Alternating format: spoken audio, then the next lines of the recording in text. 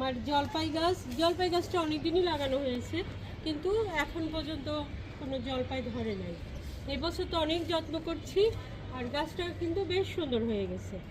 আর এই যে গাছের এখানে অনেক ডালপালা বের হয়েছে, যে এখানে বের হয়েছে, এখানে বের হয়েছে। এই ডালগুলো আমি রাখবো না, এই ডালগুলো আমি কেটে দেব। এই যে এখানে আমি কাণ্ডটা পুরো পুরো ফাঁকা রাখবো কাণ্ডটা। এই যে গোড়া থেকেও যে সব ডাল বের হয়েছে সেগুলো আমি সব কেটে দেব।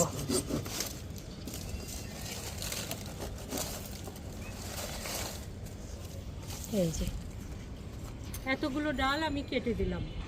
এই কাণ্ডটা একদম ফ্রেশ রাখবো, তাহলে উপরের ডালপালাগুলো খুব সুন্দর হবে আর গাছটা জোর পাবে। যেহেতু টবের মাটি সামান্য আমরা সার দিয়ে মাটিটা ভালো করে তৈরি করে রাখি, ওই জন্যই কিন্তু গাছগুলো এত সুন্দর হয়।